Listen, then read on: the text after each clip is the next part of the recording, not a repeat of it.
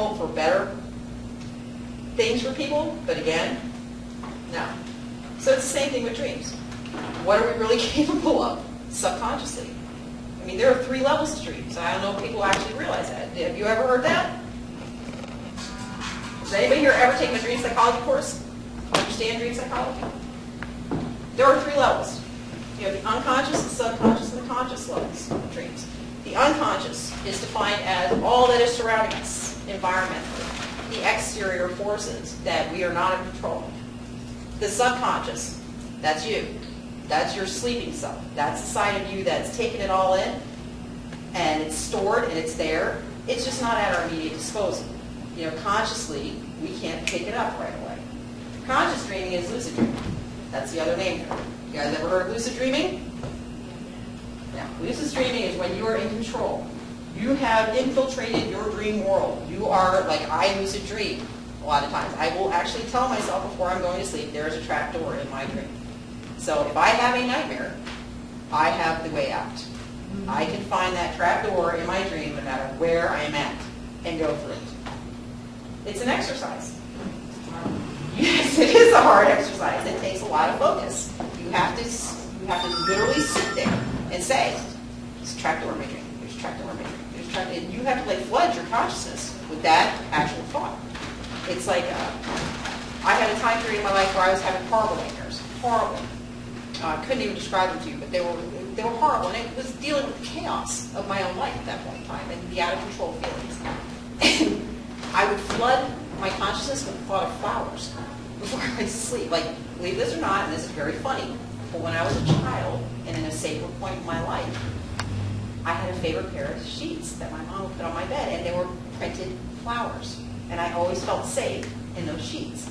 So I would blanket my thoughts with that print, and it would help me go to sleep. So then in the middle of the nightmare, all of a sudden these sheets would appear, this print would appear, and it would calm me immediately and trigger me to say, oh, wait a minute, that doesn't belong.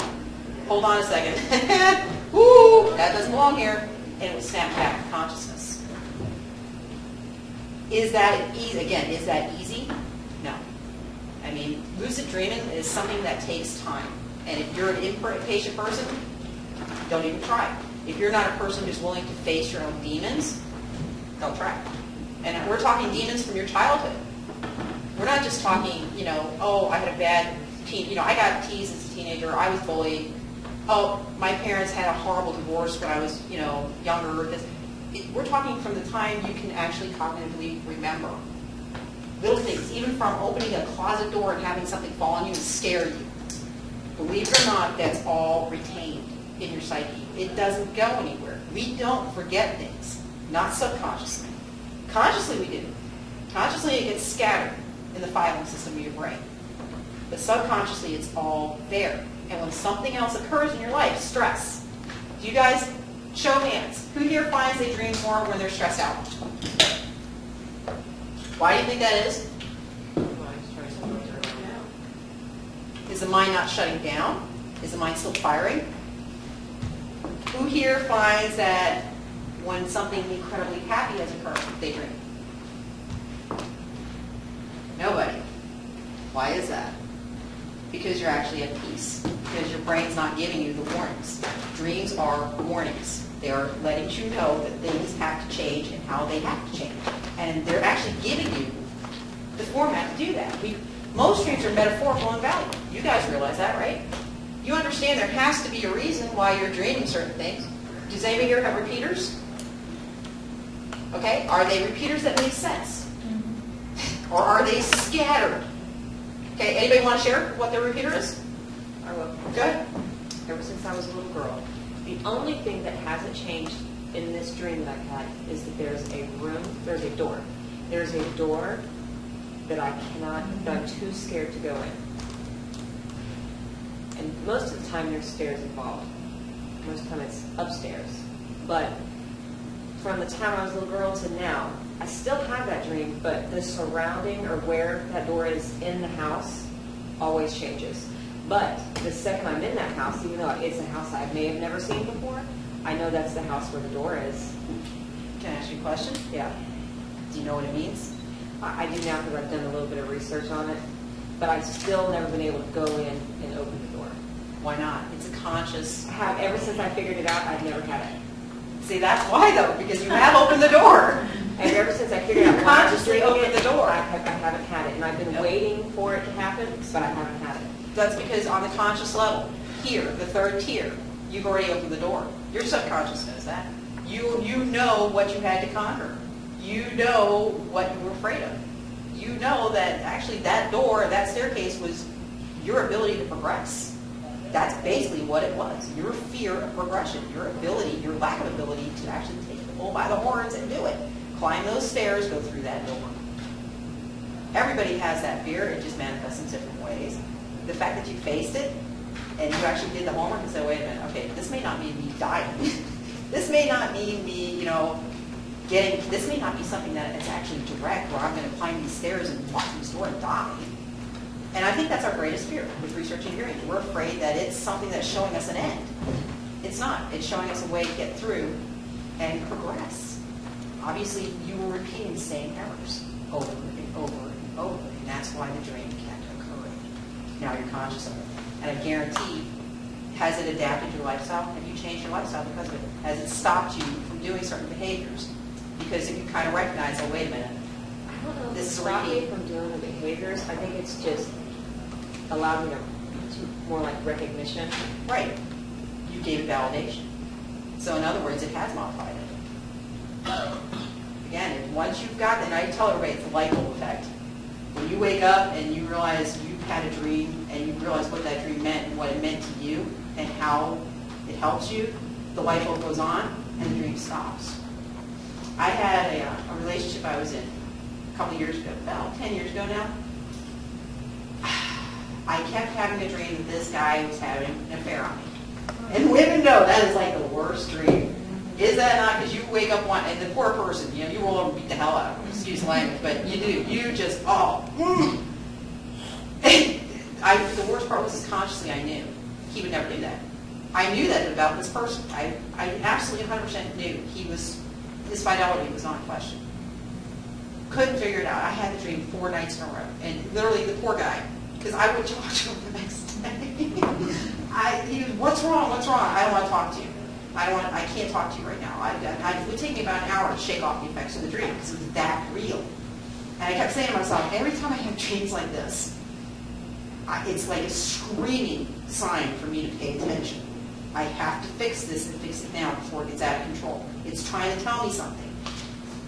So I sat down after the 4th day and I thought, I'm missing something here. Obviously, there was a big old sign on the road that I passed doing 80 miles an hour and didn't slow down to read it.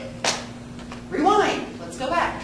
And so I rewound and I was letting the dream flow through my head, at least what I can remember of it. Because we know as time progresses and the further away from a dream you get, the more you forget about what you dreamed. I thought about the feelings that I was having. The horror, the anger, the betrayal, the humiliation, everything that affects that an affair or something like that would have on a person. Every single straight of that. And I thought, well, what else could he do besides having an affair that would trigger me like that? What else would cause those feelings? What could I correlate it to? Drugs, if he was doing drugs, because to me that was like the worst betrayal, because I had been in a marriage where that was a problem. That was an akin betrayal to infidelity, mentally, because it just, I couldn't live through that, and I knew that. As soon as the word drugs, as soon as it popped up in my head, the light bulb went off. And my whole body went, oh. I was like, that's it.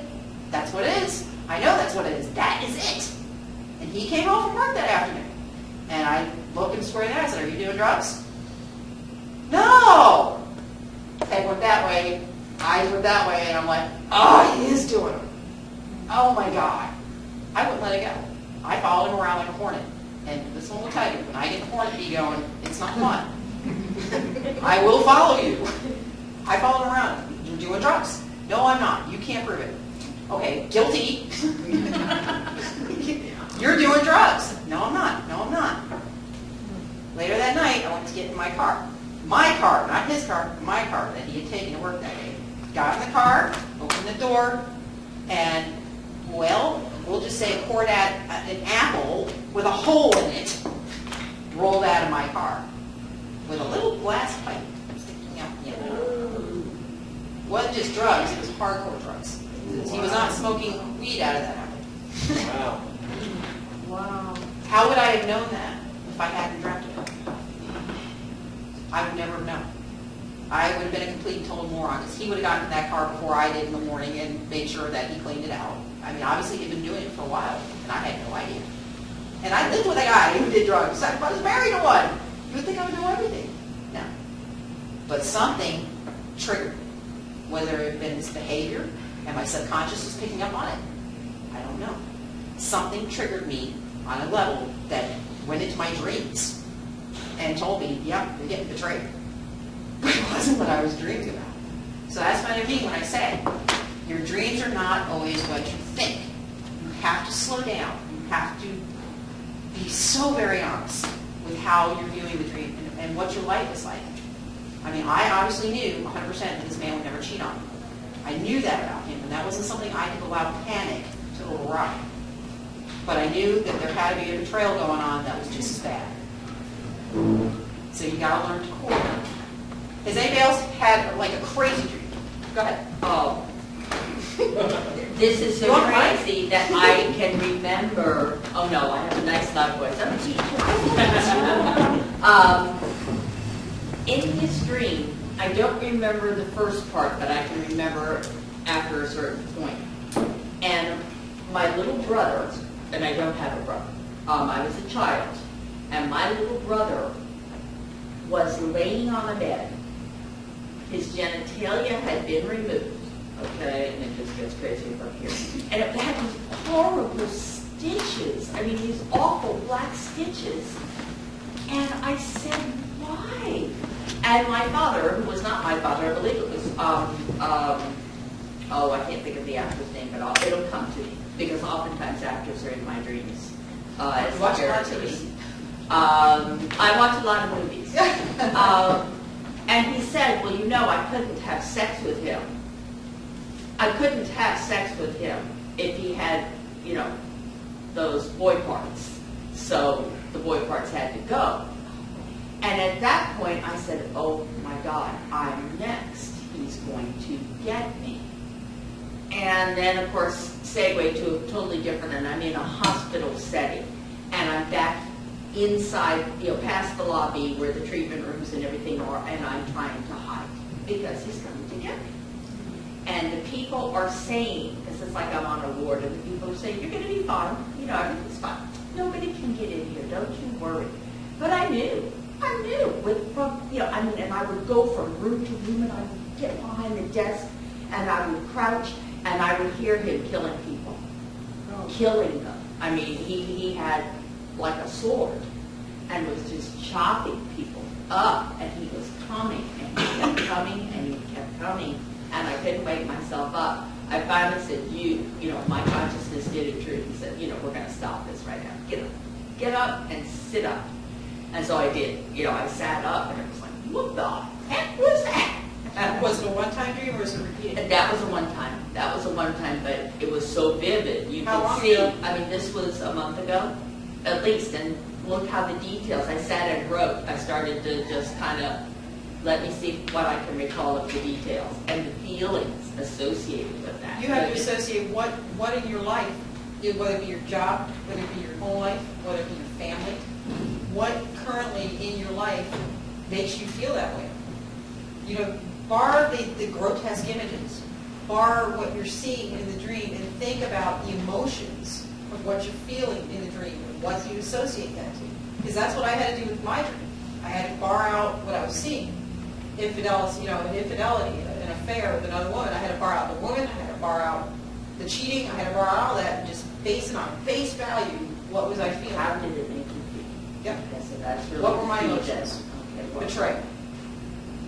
So, you know, again, you need to re-examine stuff that's going on in your life right now and how you handle it. Because obviously you have people that are surrounding you that you feel like are not giving you good advice.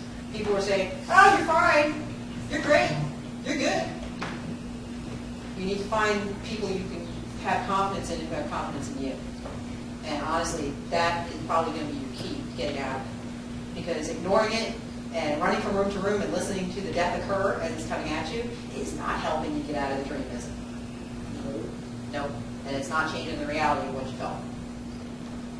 Thank you. You're welcome. So does that mean sometimes that your brain puts together a scenario to give you that feeling that it's trying to make you want That's to- exactly what your brain's doing. It's called matrixing. And I mean, we define it as matrixing within the paranormal. When you look at an image, I mean, matrixing is basically defined as, say, cloud. Your cloud is an ice cream cone. You look up and say, wow, look at ice cream cone. We all did. Who did that as little kids? You looked up and looked at the clouds and made nice little pictures. Because your brain is searching for an image in its memory files that it can correlate to what you see. In the paranormal, it is one of the most dangerous, dangerous enemies of the paranormal, both audio and visual matrixing. People see what they want to see, and their brain is going to make a little exception and go into the files and correlate. We just had an example of that on a case we were on last week. People were swearing there was a woman in the window, and I'm looking at the window going, yeah, no, that would be the window behind the window that's broken, and it's because of the way the light's hitting it, it's coming back, but your brain's matrixing a fake. It does look like a face, because your brain wants to make that image there. Your dreams are the same thing. Your brain is going to give you things you can relate to, but it may not make sense to you immediately. You know, I always tell people, when you have animals in your dreams, you can go through 500 dream dictionaries and look up definitions. And if that's not how you personally feel about the animal, I mean, there are people out there, I hate snakes. Who here hates snakes? On a show of hands, who hates snakes? Okay, I'm with you. Do not like snakes. They're slimy, they're insidious, and even if they bite you, they're not poisonous, you still got to go to the hospital and get a shot because of bacteria. Don't like snakes at all. However, snakes don't mean something evil in a dream. Under a lot of different discussions, there are people who love snakes. People think snakes are wonderful. They dream about a snake, it's actually a loving thing. To me, if I dream about a snake, something's up, and there's something I'm fearing that I'm not seeing, because I always consider a snake to be a very cloaked creature. It's something that until you step down, you don't know it's there. And I usually look at my friends at that point. I'll start taking inventory of the people surrounding me and who might be doing something that's not quite so healthy for me in the long run. That's what that dream would signify to me. But there are other people who have a dream about the snake, and it could mean that there's somebody that they need to get closer to, or somebody that they feel like they're caring for. It's a nurturing thing because they love snakes. So it's all personal. Go ahead. I'm sorry, I don't want to change the subject, but I just need to say something to you because you said something so significant that you would dream about something happening and then it happens. 2 days before the Twin Towers, I had a vision, and I call it a vision. You know, and I'm asleep. You know, just asleep, and in my dream I see this. You know, I'm looking at the sky, and I see this beautiful. And I've never seen a comet, but I don't know how it became a comet. And out of the comet, it was just very beautiful. I was going across the sky, and I'm going, wow, this is really cool. And then there's two. And out of the comet, I see 2 tails. And I'm going, wow, this is really cool. And then all of a sudden it exploded. And I'm like, oh! And I woke up. I mean, I woke up and I was soaked. I was drenched. And I'm like, what does that mean? What does it mean? What does it mean? You know, and I looked up the comments in the dream books and all this other stuff. And 2 days later, The towers were hit. exactly. And it was 2 planes and an explosion. Exactly. Now, since then, before that, my English is my third language. No, you're fine. Please bear with me. You're fine. Tusami, that wave that comes and take. Tsunami. Tusami? Tsunami. Tsunami. Okay. I think of sushi. That's tsunami. And I'm going to share this dream with you because it's very, very exotic. What I am looking out a window. It's a beautiful window, and it seems that I am and I knew that I was in at a very modern building, but I knew it wasn't a building. I felt like I was in like a power plant. well, we know about the power plant, but I did not know about the power plant after, you know, the Right. tsunami. So came in. facilities. Right. And it's a facility, and in this facility, I look at the window and I can see the water. And I'm wondering, wow, it's very interesting that I can see the water. And then all of a sudden, you know, I hear, run, run, run, run. And I'm going, run. You know, and I'm in the dream, and I'm running, and I come out of the building, and that's when I looked at the building, and I saw that it looked like what I just said, that it looked like an industrial building, industrial. And then I heard you know, like an explosion, and I'm like, wow, where that explosion came from? And then I see this, it looks like a fishnet that you climb. Oh, yes. It's not a rope, but it's a fishnet. And so, exactly, and I knew to get out of there because everybody was running, everybody was getting out, and I knew that I had to get out. And I knew that it was not for me to go up that fishnet. Instead, all of a sudden, there's a door. And, you know, I went through the door, and I woke up. What you're talking, those are precognitive visions. That's unconscious dreaming, again, by definition. By unconscious dreaming is the energies that surround us all times, time, space, all of it. If you follow any type of science, there are theories out there right now that says it's all perceptual. Your reality is your perception. Reality doesn't occur until the perception becomes real, until in other words you actually do the action. There are also theories out there that for precognitive dreamers, because we can prove that people do have these dreams. I'm one of them. This young lady up here is another one. We have the dreams. We don't understand why we have them. I try to get a deeper understanding why. I can bore you all day. Science of it, believe me, and none of it's really proven science. It's just theoretical. But it makes sense to me, and it helps me. People say, well, why is that different? Because, you know, in a lot of ways, if you're having dreams and you're understanding your dreams from your subconscious, isn't that kind of precognitive also? Isn't that kind of giving you a vision as to what's occurred and how to handle it, or what has occurred? Because precog, even though precog by definition goes forward, people who are seers by definition see both ways. We can see things that are part of other people's lives that have already occurred, that we have no business seeing. And believe me, that is a freaky experience. I would rather do forward seeing than backward seeing in somebody else's business. It's very invasive. I don't like it, nor do I understand it, but it happens. But are we not doing the same thing on a subconscious level? So what's in common? The subconscious, the unconscious, and the fully conscious. What is the one word that's common to all three of them? Not even just conscious. What's the one thing that's common to the three? The common denominator. It's all energy. It's all a form of energy. So yeah, I would assume that some people can amp up and tap the unconscious. You're going into a different tier of dream. For some reason, when you're in a sleep mode. You know, and I was saying this earlier, in my earlier talk, that your DNA, little do you know what you're actually made of. Most of us have no clue how we're actually built. You know, we look at these wonderful computers and we think, God, that's so cool. That's so advanced. Your body is 1,000,000 times more advanced than that computer. That computer is based off your body. Your DNA, your double helix, is a superconductor. It oscillates. It creates vibration. It has frequency. It sends and receives at all different points in time. If that is true, and we are surrounded by all different levels of frequency, everything on this planet and in this universe is made up of a frequency. Correct or incorrect? Correct. Can affect us. Anybody here into science? Yeah. Okay, I'm correct, yes? So how do we know what waves we're receiving and sending at all times? Do you ever sit in a room with somebody and absolutely know what that person's thinking? Pretty much verbatim. Do you ever wonder why that is? I mean, have you ever had a conversation with somebody with your eyes? Anybody? I just heard you cross the room from a different person. Even with your husband, your wife, your significant other, your lover? Did you ever have a conversation with your eyes before? Especially an angry one. It's great. Because it seems like anger is the best directed energy on the planet.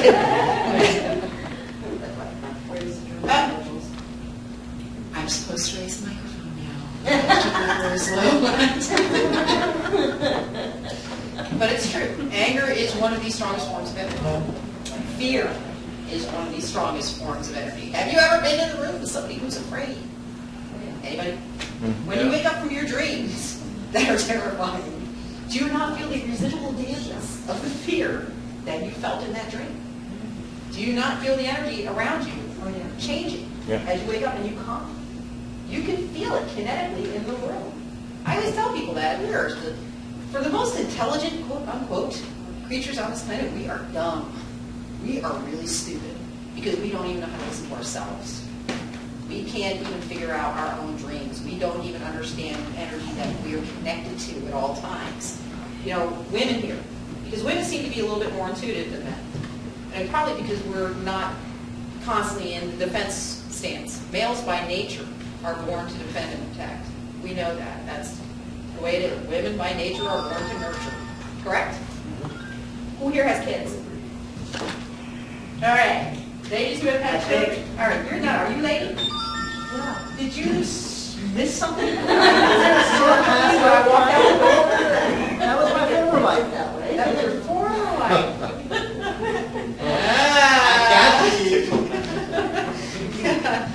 Ladies, how many of you have had experiences where you absolutely, unequivocally knew something was wrong with your child?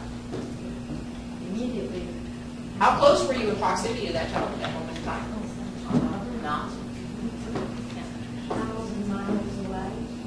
Anybody? Was anybody close to them? I'm very close. Yeah. But also, I can also pick up, I live here and I have family in South America, and when they're going through something, if I'm thinking of them, it's like I know what's going on with them. Doesn't matter. If you follow the laws of the unconscious energy is flowing all times. So it doesn't matter where they're at. It really does not. But again, can we really separate that intuitive sense from your dreams? Because what are your dreams telling you? They're warning you, or they're showing you, or they're letting you know the reality of a situation, because 99.9% of the time, that's what they're doing. They're saying, hello, wake up. You're an idiot. Take the blinders off. This is what it is.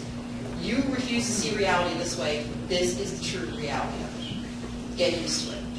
That's why I say it's all about honesty when you're dreaming. You have to know your own limits.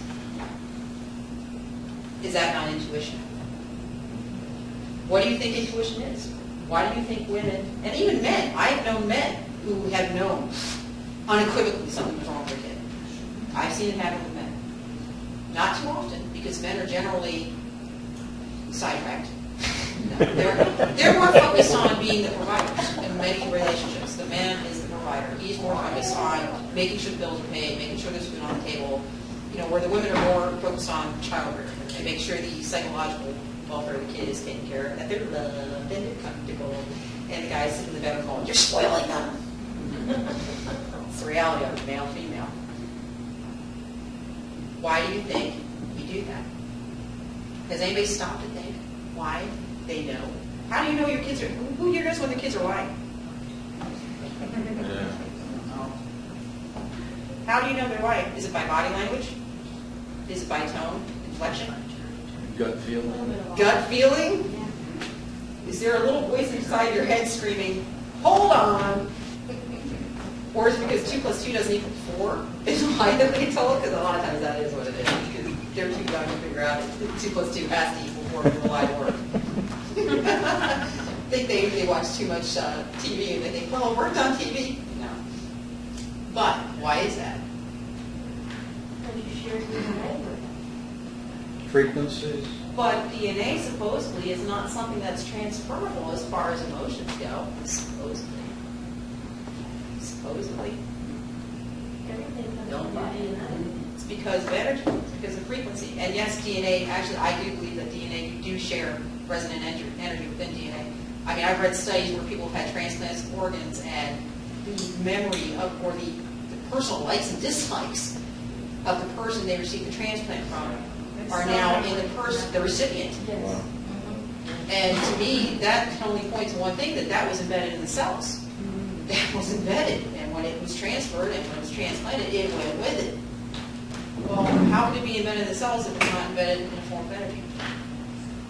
So, like I said, even with dreams, it's all, everything synchronizes together. Your intuition, your dreams, your people like to say it's sensitive, psychic senses. It's not really, I hate titles when it comes to that, because it is natural. Everything you do is natural. It's all in how you handle it. It's all in how you want to give it. It's all in your perception. If you guys, again, has anybody here ever had a comfortable dream where you woke up and you didn't really care what it meant? Because this is such a great dream. Oh, yeah. Okay, I've had a couple of those too.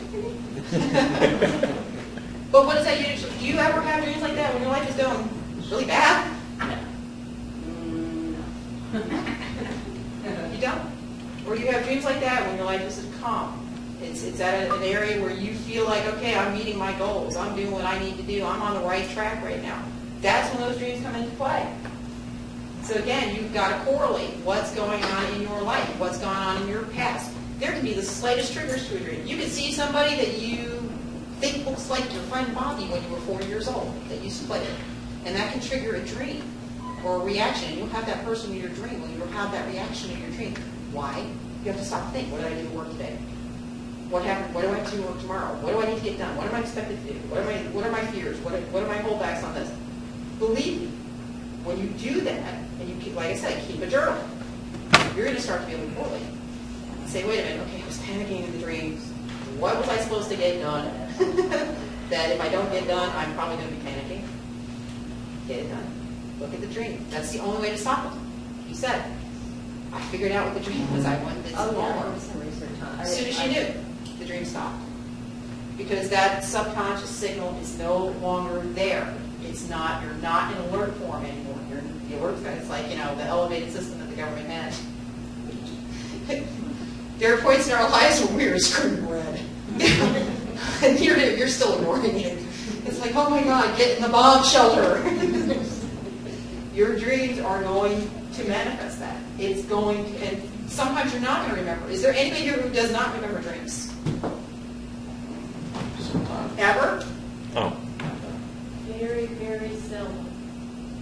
Is it because when you wake up, your day is immediate go? No. Most people, that's the way it is. From the moment you wake up, your brain is racing. You get 5,000 things on your agenda that need to get done, even if you're just sitting at home reading the newspaper. You have 5,000 things on your agenda. I mean, I don't know, does anybody here not like that? Yeah. Even on vacation. What are you doing on vacation? You're getting up at 8 o'clock in the morning, you're sitting having your coffee, and what are you thinking? Oh, I gotta get to the beach before 10 because I gotta do this at noon, and then I gotta get back to, oh wait, the kids have to be here, and they have to be there. You're planning. Your brain is going constantly, so you're flooding it. Write it down. Do you ever wake up from your dreams in the middle of the night? That's terrifying. Very, very seldom. I cannot Do you- remember the last time. Do you take drugs before you go to bed? I do not. I don't. That's not I do normal. not have to take anything to sleep. And I go to sleep, I lay down. I You never literally remember? go to sleep in 5 minutes, like that. Wow. And when I I wake wish. up, I'm awake. You have to be somebody who meditates, for Christ's sake. That's all I can think of. Somebody who's just very calm and flow with their energy. It's amazing what being a parent head will do for you. No sleep apnea? Because a lot of times people with sleep Yeah. apnea do not. Don't dream. Nope. No sleep apnea. But that's because they're never actually getting REM. Right. Yes. I had read a study that said that nicotine inhibits brain recall. Oh, I actually will. Yeah. No? I recently. I was gonna say I recently quit smoking. I smoked since I was 12 years old. Trust me, I dream all the time. I mean, yeah, it doesn't have any effect on whether or not I drink. It really does not, But you especially not haven't noticed pre-coffee. a change since you stopped smoking? No. No? No. In fact, would you say you noticed a change in my patterns? Oh, yeah. No. No. No. It has not changed or reflected any differently. See, just for like some people's terms, too, someone brought it to my attention, it's helpful, especially in the paranormal growth, have a tape recorder. Roll over, hit the button, say what you had to say, roll over, go to bed, or keep it with you during the day if you recall part of the dream. That can actually, does anybody here talk to the Because that can get funky though. Yeah, and most smartphones have, even if you You've got your phone, your Audio. smartphone's got video, Because I'll on wake up audio, from a dream video. at 1 in the morning, and then, because, oh God, I'll write that down when I wake up, and then you forget. But if you rolled over and picked up your recorder, Yeah. you got it. I don't know, maybe it's because I dealt with dreams for so long in my life, and they've become, they You are a very programmed big part of yourself my to life. remember. I remember. Yeah. But there again, I've also given myself a trap door. So there's a little salt water and maybe some You didn't tell me to pull your okay. We're gonna listen to this salt water. I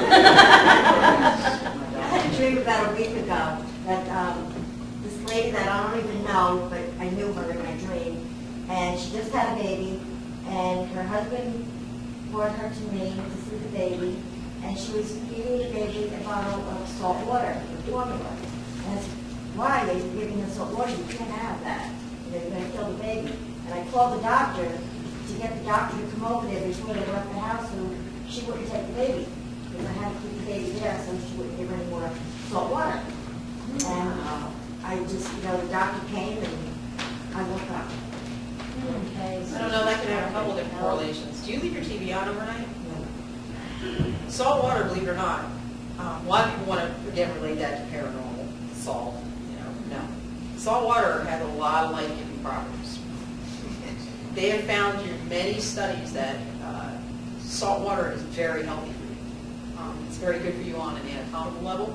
It's very good for your system. It's very good for your skin. It's good for your eyes. It's good for your teeth. It's good for a lot of things. Now, of course, not in the form of actual seaweed, if you know what I'm saying. Right. You don't go to the beach and start drinking because I don't want the liability. Don't want to hear about the results of that. But a lot of times, Taking salt water and putting the formula in the salt water. but you thought that was bad, Yeah. and you wanted to take the I child was away. protecting the baby. You can't have that baby. It's only an infant. What can you correlate that to in your life? My kids. But you're asking me the question that actually you'd be translating your own dream already. Isn't that it? Is that it? Don't ask me. I didn't have the dream. I'm not the You're trying to expert. protect the child. But then you're your own Someone else expert. was making That's that what I'm trying to say. This is all personal perception, people. I'm no expert. I just know my triggers. I know what my metaphorical values are. I have been honest with myself. I have looked in the mirror and said, okay, this is what I'm capable of. This is what I'm capable of. This is what I'm afraid of. All my kids are grown. Doesn't matter. Are you a cobbler? Yes, you are. Called you out. But that's what I mean. You have got to be honest, and I'm not an expert in this. I am just a person who knows how people work. I know how I work. I'm a person who I can read people very well. I'm very good at it. I've learned how to watch for triggers within people. But that's the same with the dream world. My dreams are not going to be what your dreams mean. They're not going to have the same context because I've had totally different experiences than you have. My life is full of different things. I'm going to have different metaphorical value to what I'm dreaming about. That's why I'm saying, go look in a mirror. Strip yourself down. And I'm not saying get naked and get funky. I'm saying mentally strip yourself down. Bear it. Face your fears. Face your life. Face what's ahead of you. Face your job. Even if you have somebody that you're particularly evil to at work, or you don't like at work, or you think they're evil to you, face those insecurities. Deal with them. Because you're never going to understand your dream life until you do. It's just going to be a bunch of hodgepodge. But when you make sense of that hodgepodge, let me tell you something, your life will go a lot easier. You will understand a lot more about what you have to do, and you know what? You'll feel a lot better about yourself. Because you're no longer wearing the mask. And that's what I call it. It's a mask. We put it on when we wake up every day. And it's the mask that says, yeah, I've had some bad experiences in my life, but they're gone now. I don't deal with them at all. That's a lie. Any psychologist will tell you that. That's not true. We deal with our past every single day. We can say leave the past in the past and move forward to the future, but realistically, is that how it works? Can anybody here ever say to me that there's a day that goes by in their lives where they don't have a flashback? And I'm not saying a bad flashback, where it's something does not make you think back. Yes, George. I think You put your hand up. I did not. I do it about that. No one heard it. I am. Oh, okay. So I don't remember on rare occasions, I'll have a dream and only remember parts of it. But I had one dream, and it wasn't that long ago, maybe 5 years ago, and it was about my dad who passed away when I was 7. And consciously, since we're talking about conscious and subconscious, I don't give him much thought, just because I lost him when I was so young. And it was very difficult at the time, but, so much time has passed, 30 years has passed since then. But I don't, day to day, I don't give it much thought. But the dream was so real that I woke up and I could remember every detail of it vividly. And I was, right after he passed, we would go to the cemetery to visit his stone. And my mom would stay by the stone, and my brother and I would go to this little pond and just wait for her. And for years and years and years, I didn't go back to visit his stone. We moved away. But in the dream, I'm in the cemetery where he is, and it's a hilly sort of a place. And I'm always, in the dream, I'm always just far enough away from him to see him go over the next hill. And he's in the clothes that we buried him in, which I couldn't, like, day to day, if you ask me now what he would have been wearing, I couldn't tell you, but in the dream, I could vividly see he was in the clothes that we buried him in. And I'm calling to him, and I'm calling to him, and he's always turned like at a 3/4 angle away from me, so he doesn't see me, and he can't quite hear me. And just as I come up a hill, he's going over the rise of the next one. And that's the whole dream. Because it's on a table. Yeah, it stuck with me for years, and I don't ever really remember other dreams. You know what, that's because whether or not we like, again, consciously, whether or not we like to admit it or face it, I mean, the loss of a father, did you ever have a stepfather? Yes. Okay, was it a good relationship? No, exactly. The loss of a father is a really huge thing. It's really huge. I mean, people say the loss of a mother is a big thing. Well, a father is just as valuable in your life. I mean, they are the protector, Yeah. especially to a little girl. And most of the memories that I do have of him are sensory because, I was so young at the time. I can remember how he smelled and the sound of his voice and some of the things he used to say and some of the songs he used to sing, but I don't remember too much about his personality or him as a person. Do you remember periods of your life when you had this dream? Were you feeling lonely? Lonely pretty often, so it's a good bet. Because I was going to say, because that's almost like, to me, it's not just a sad dream. Yeah. What a sad dream. But it's like that want to have what you can't, him disappearing on the horizon within grasp, or within sight but not within reach. Right. It's what you wanted, but you really can't have. Can't get to it. Yeah. That's, wow. That's a lot. I mean, but hopefully if you understand that, and just realize that it's reality you can change, but in the same respect, that doesn't mean you can't find somebody in your life who isn't that person to you. You know what I'm saying? I mean, find somebody, do not fill in the shoes of your father, but find somebody that you care about enough that you will look up to, and that he will be that guy to you, or she will be that guy to you. Fill in the blank. Because to me, that's what it's showing me, that you haven't filled the blank in. If you're still having the dream, the blank is still open. Right. But again, it's your dream.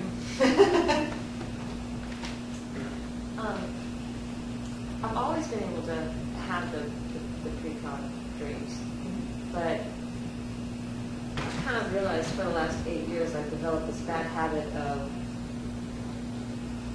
having these dreams about my family members before they pass. Death dreams. It took me like 4 deaths to figure it out. I didn't figure it out, actually. My sister did. I called her one day and was describing this dream that I had to her, or I had, and I was telling her, and she was like, she was telling me of a place that I was describing that I had not been since I was a young child, in places not looking anything like I did when I was a child. And she's like, that's Aunt Sue's house. She's like, you just described her table, where the door is, where this is, and she's like, you gotta get back there. She's like, I said, that is? I'm like, are you sure? So it's taken me 2 uncles, my Going through the laundry aunt's list. husband, their son. It's taken me those 4 to figure out that I could do that. And then I had a dream. I knew it was that kind of dream. I just didn't know. Yeah, you can tell. Yeah, I didn't know who it was, so I called her, and then she told me I was describing my sister's town where she lived. I'd never been there. They live in Ohio. I'd never been to that little town where she lives, and her church. She said, you need to call your sister because Paul is sick. And I would with her husband. So then I had to tell my sister what her town looked like, what her church looked like. And I said, I can't pause. Have you ever heard of remote viewing? Do you know what remote viewing is? Okay, remote viewing is the ability that certain people have, and it's used by, it's been used by the U.S. government as a form of, believe it or not, spying. Better term. Remote viewing is the ability of certain people to be able to sit in one position and allow their consciousness to extend out and view things up close and personal without physically being there. So it's basically astral projection, yes, but very controlled. Very controlled. Yes. In my opinion, and this is personally, this is not, anything that's put out there theoretically through science or, backed up. I believe that that precognitive visions are remote viewing when we're in REM state. I think we're actually remote viewing things. That's why you said I went to the house. I've never seen it before, but I can describe it to in detail. I've done similar things where I can describe things and absolutely, I don't smell. Like, I can smell it. The only thing I had wrong about the town was in my dream, it had cobblestone streets. It's the kind of town that you could go into and everybody gets out walks. There's shops everywhere, like antique shops. You walk, everybody walks, nobody drives. And it's true. Because over the summer I got to visit. The only thing I had wrong was the cobblestone streets. But when the town, I found out when the town was originally built, it would have cobblestones. Yeah. Yeah. But that again, beggars can't be choosers. These dreams, I can say that too. But again, I really, honest to God, precognitive visions, I really do believe it is a form of remote viewing. And you're remote viewing the timeline, which it's hard to describe. And theoretically, it is actually possible if you look at the way theory works. If conscious energy is able to actually conduct out, theoretically, you could jump the timeline. Because you're either going forward or backwards with visions. Nobody ever has a vision the immediate moment something's happening. You either get it a few seconds before, a few minutes before, a few hours before, a few days before, but it's never the exact second. The only time you have people, it's never a vision. You get deja vu. Or you'd be in a place and be like, oh, been here before. Yeah, this feels really familiar. This is really eerie. And I think, has anybody here not experienced deja vu? We've all experienced it, right? It's an eerie sensation. I think with precognitive dreaming, again, I think subconscious dreaming or metaphorical dreaming, that feels thus. That's this. Precognitive dreaming, you're dealing with the unconscious. You're making that leap out. Your conscious energy is extending out. It's just really weird because like the first 4 people, I was not close to whatsoever. At all. Doesn't matter. And like even, like there's reasons that I haven't been back to where they live. They live with my aunt. My aunt lived in Tennessee. I knew 2 days before she was going to pass. I told my husband, I wrote it down, and I was like, and then I got a phone call that morning, and I sat up in bed while the phone was ringing, and I told my husband, I was like, that's my mom, my aunt who just passed. With me, it's births. Nobody in my family seems to be able to get pregnant without me knowing it before they do. Now, the funny thing about that is that the dream, I always dream about the significant other of the carrier of the child dying. So it took me a few hits and misses with that one to figure it out. You Figure out began what it. it was. Well, it was actually the first time it happened was my sister. It was my brother-in-law was in this horrific car accident, and I'm standing in the funeral looking at my brother-in-law laid out in a coffin. I'm like depressed, and I woke up going, oh my God, Kelly, don't ever drive again. It took me, I think 3 times I had that dream, and I woke up sweating, and I'm thinking, all right, well, he's not dead yet. Really? Come on now, stop it. And I had to go back and think about it, wait a minute. Death means new life. Okay, death is new life. Death is new life. Oh my God! Called my sister. I was like, "You're pregnant." Oh no, I'm not. Oh yes, you are. Yeah. 3 weeks later, oh my God, I'm pregnant. I mean, I've done that, oh God, every time now. Anytime somebody conceives, I know, in my family, it's always a death dream. Like, why can't it just be a nice, I'm holding a solid good dream? No. Nope. I get to be sweaty, messy, crying, wake up with tears streaming down my face, stuck to my pillow. Yeah, no, it's never pleasant. Does anybody else have a question? Yeah. All right, I'm a little nervous, and I won't speak, but it wasn't my dream, but it's been bothering me. Someone else told me about it. But recently, my friend has died about 3 weeks ago, and I went to Rhode Island about a week after his death to visit my close friend and my cousin. And she woke up one day, and she was telling me, I recently had a dream, and she loves her car. She's always about her car. And she said her car had broken down. I was with you, and I was freaking, I was panicking, and I didn't know what to do. And she goes, I was talking to you, and you just stopped and looked out the window, and you saw your best friend, and that was the friend who had died. And she said you ran out of the car and ran to him and said everything's going to be okay. And my friend, she said, I've handed me flowers and gave me a hug.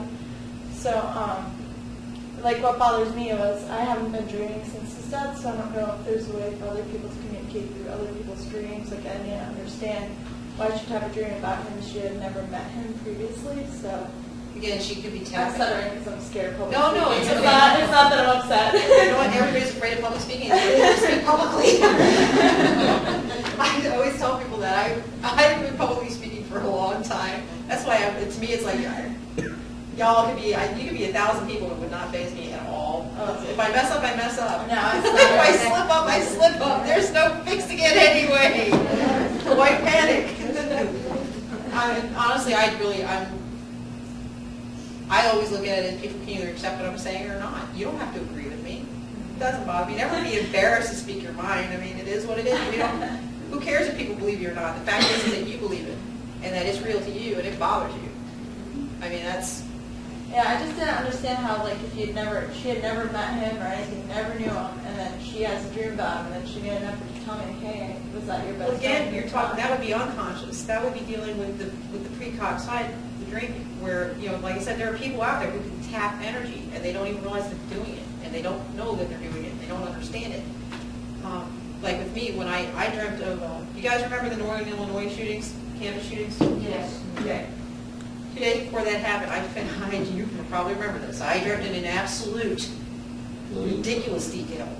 To the point where I could describe the name of the building, the way the building looked, the inside of the building, and in fact, I was sitting behind a woman who was shot in the head. I could describe her, point blank. Her age, knew she was an undergraduate. Tell you all these things about the stream. I could smell the blood. I could smell the gunpowder.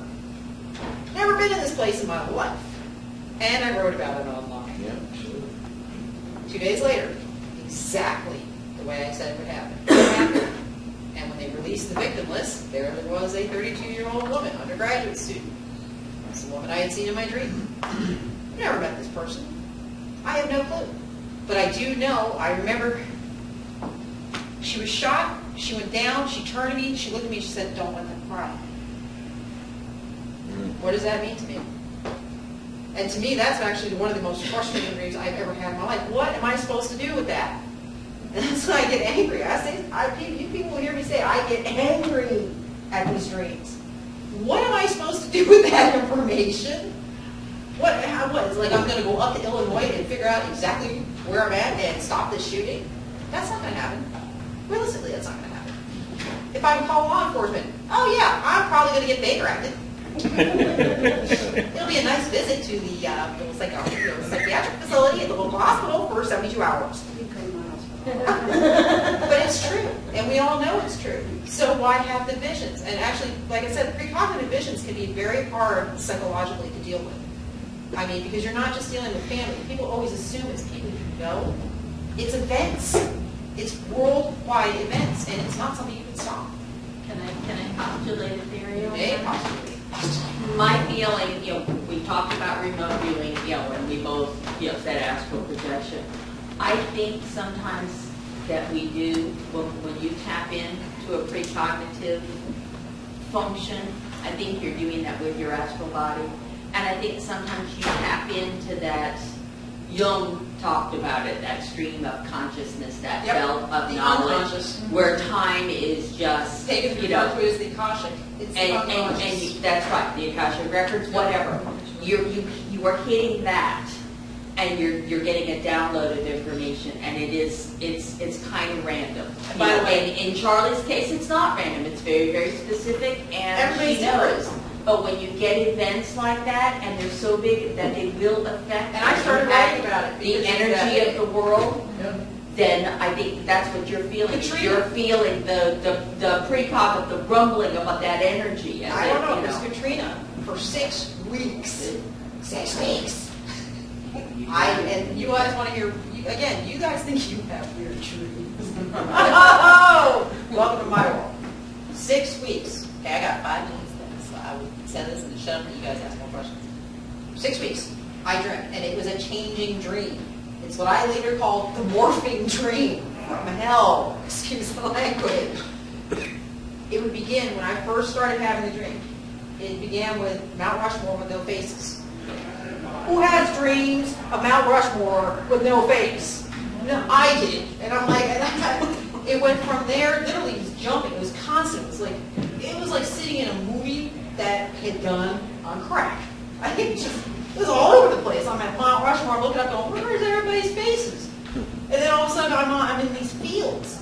And the fields the crops are done, demolished, and I can see bugs all over the place. And then I'm seeing silos, and the silos are red as can be. What is this?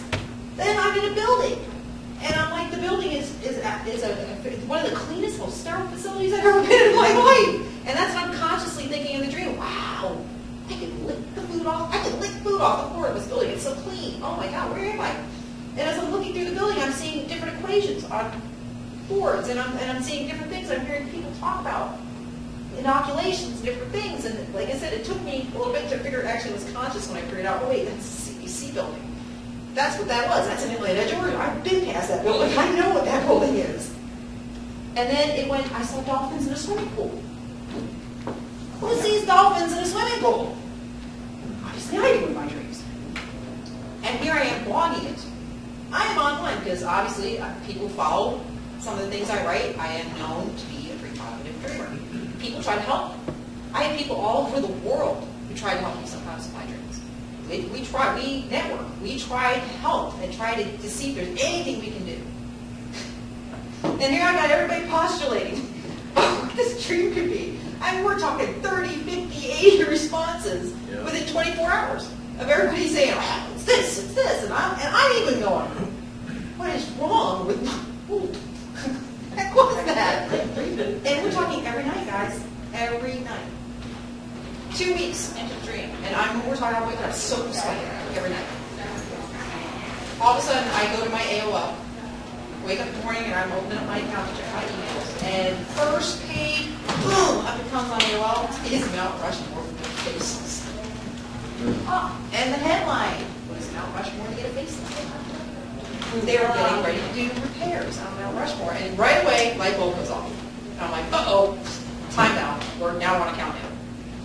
In 2 weeks, another 2 weeks, there's going to be another fire. Something else is going to pop. 2 weeks later, we have the second indicator. All of a sudden, we have the indications that Katrina has formed and is coming across, and they're postulating. And actually, at that point, it was Florida they were concerned about. You guys remember that storm? They were worried about what's in Florida first. Okay, so now I'm thinking, okay, well, this would be the devastation because we had just been hit not too much longer earlier about with the quad storms. You guys, anybody who knows about agriculture down here knows how hard we got hit with quad storms. It killed us in a lot of ways. All right, so now I'm saying, okay, well, that's another indicator something's not right, but I still haven't correlated it to Katrina. Still haven't made that jump. Then Katrina hit. And the next morning on the news, one of the first pictures released of the storm were dolphins in a swimming pool in Biloxi, Mississippi. And I'm literally watching the news going, oh, come on. Literally, I can remember, I was like, you know, if you're going to give me a vision, you don't get, how random is that? Come on, be fair. Let it make sense to me. No. But it was 6 solid weeks of dreaming of this event before it came. So remote viewing, why was I tapped in for 6 weeks? I mean, it's like I couldn't unplug it. No matter what I did, I even tried my lucid dreaming exercises. Nothing was keeping that dream back. It is every night. And every night I woke up in the sweats. But after the storm hit, no more. It was done. I never have it. So how do you explain it? But that, I think I gotta wrap it up. Yeah. You guys, I mean, I know a lot of you have questions and some of you are shy, you don't like to talk. I'm gonna be here all afternoon. You can find me. I'm more than happy to talk to you. I really am. And talk to each other. You guys all have theories. Talk to each other. You can change there's something everybody has, unless you're wrong. Yeah. I like the trap door. I love it. All right. Thank you. Thank you. Thank you.